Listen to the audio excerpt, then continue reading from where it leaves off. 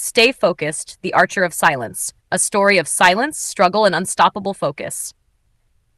In a quiet Italian hill town named Civita, surrounded by olive groves and ancient cobbled paths, lived a boy named Luca, 16, mute since childhood, not because he was born that way, but because of a fever and trauma that stole his voice when he was 5.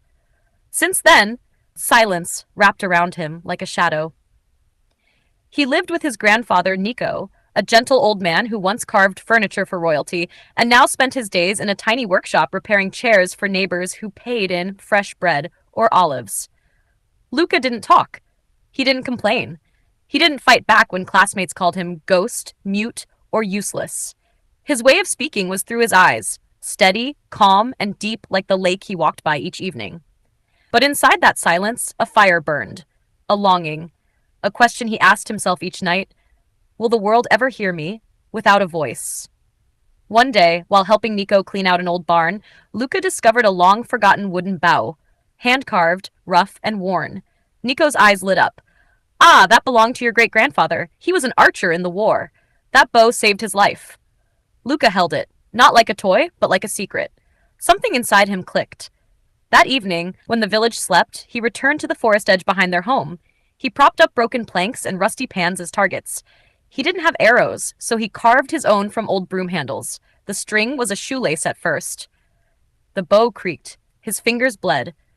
But Luca kept going, every single day.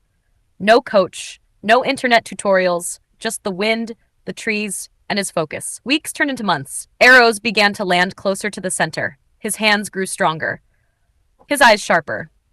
More than skill, Luca was building something rare. Discipline in silence. He didn't seek praise. He didn't crave applause. His only opponent was yesterday's version of himself. At school, Max and Leo, the loudest boys in the class, mocked him. Playing Robin Hood in the woods? Can't talk, so you shoot now? Luca smiled and said nothing.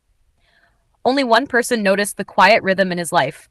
Nina, a classmate who always carried a sketchbook. She often watched him from afar and once left a simple drawing in his locker.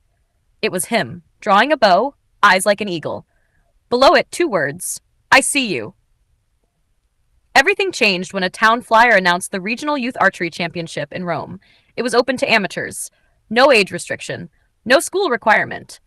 That night, Luca sat across from Nico and showed him the flyer. The old man smiled, eyes proud but sad. We can't afford gear, or the trip, and you've never competed. Luca didn't argue.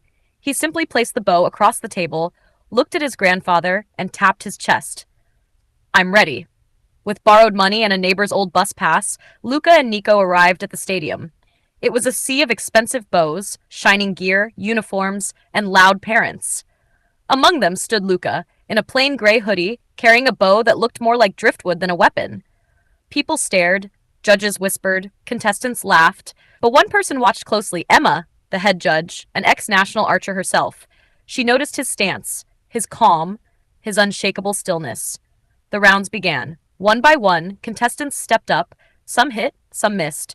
Then came Luca's turn. No warm-up, no deep breaths, just silence. He pulled the bowstring, released. Bullseye. Next round, bullseye, bullseye. Final round, the wind picked up. Flags fluttered, a sudden hush. Luca's scarf blew off, revealing a scar on his neck, the one that took his voice. Yet his hand remained steady. He aimed. Released. Center. The crowd didn't cheer. Not yet. They didn't know whether to applaud or question what they saw, until Emma stood up and clapped. Once. Twice. Then the whole stadium joined in. A boy with no voice had silenced an entire crowd. News spread. Social media exploded. Mute boy dominates archery championship. The Archer of Silence. Stay focused. Meet Luca from Civita. Luca refused TV interviews. Instead, he held up a small whiteboard where he had written, I don't need noise to be heard. Offers came in. Sponsorships. Invitations. Olympic youth camp in Milan. But Luca chose his pace. He trained harder, sharper, more focused. At a global junior championship 6 months later, he stood beside the world's best. Among them was Ken, a Japanese archer known for his precision. Ken looked at Luca and said, I came to win, but I also came to watch you. Luca nodded. The finals came. Windy, harsh, a tiebreaker. Luca stepped forward. He closed his eyes. The stadium was loud, wild, but in his mind, stillness. No sound, no fear, Just that one word, focus. He let the arrow fly. It hit the exact center of the smallest ring. The world erupted. Back in Civita, a mural was painted on the town's entrance. A boy in a hoodie, bow drawn, calm eyes below which read, "Stay focused." He had no voice, but his story echoed across the world. Final message. Sometimes life doesn't let you speak. Sometimes it takes your voice, your path, your peace.